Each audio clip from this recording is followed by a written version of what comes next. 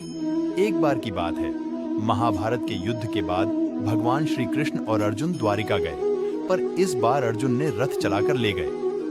द्वारिका पहुंचकर अर्जुन बहुत थक गए, इसलिए विश्राम करने के लिए अतिथि भवन में चले गए। शाम के समय रुक्मिणी जी ने कृष्ण को भोजन परोसा तो कृष्ण बोले, घर में अतिथि आए हुए हैं, हम उनके बिना भोजन कैसे करें?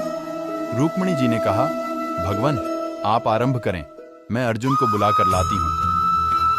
जैसे ही रुक्मिणी जी वहां पहुंची, उन्होंने देखा कि अर्जुन सोए हुए हैं और उनके रोम रोम से कृष्ण नाम की ध्वनि प्रस्फुटित हो रही है।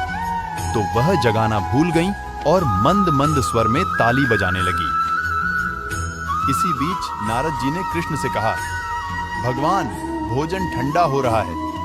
कृष्ण बोले, अतिथि के बिना हम नहीं करेंगे। नारद जी बोले, मैं बुलाकर लाता हूं। नारद जी ने वहां देखा तो वह भी जगाना भूल गए और वीणा बजाना शुरू कर दिया। इसी बीच सत्यभामा जी बोली, प्रभु भोग ठंडा हो रहा है, कृपया प्रारंभ करें। भगवान बोले, हम अतिथि के बिना नहीं कर सकते। सत्यभामा जी बोली, मैं बुलाकर लाती हूं। जब वहां पहुंची तो उन्होंने देखा कि अर्जुन सोए हुए हैं और उनका रोम रोम कृष्ण नाम का कीर्तन कर रहा है और रुक्मिणी जी ताली बजा रही हैं।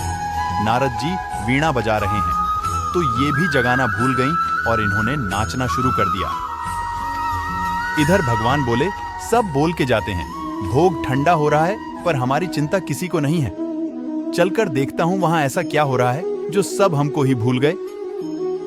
प्रभु ने वहां जाकर के देखा तो वहां तो स्वर लहरी चल रही है। अर्जुन सोते सोते कीर्तन कर रहे हैं, रुक्मिणी जी ताली बजा रही हैं, नारद जी वीणा बजा रहे हैं और सत्यभामा जी नृत्य कर रही हैं। इस दृश्य को देखकर भगवान के नेत्र सजल हो गए और मेरे प्रभु ने अर्जुन के चरणों को दबाना शुरू कर दिया। जैसे ही प्रभु के नेत्रों से प्रेमाश्रुओं की बूंदें अर्जुन के चरणों पर पड़ी तो अर्जुन छटपटा के उठे और बोले, प्रभु यह क्या हो रहा है? भगवान बोले, हे अर्जुन, तुमने मुझे रोम रोम में बसा रखा है, इसीलिए तुम मुझे सबसे अधिक प्रिय हो। और गोविंद ने अर्जुन को गले से लगा लिया। लीलाधारी तेरी लीला, भक्त भी तू, भगवान भी तू, करने वाला भी तू, कराने वाला भी तू। तो बोलिए भक्त और भगवान की जय। प्यार से बोलो जय श्री कृष्ण, जय श्री कृष्ण, जय श्री कृष्ण। चरण उनके ही पूजे जाते हैं जिनके आचरण पूजने योग्य होते हैं।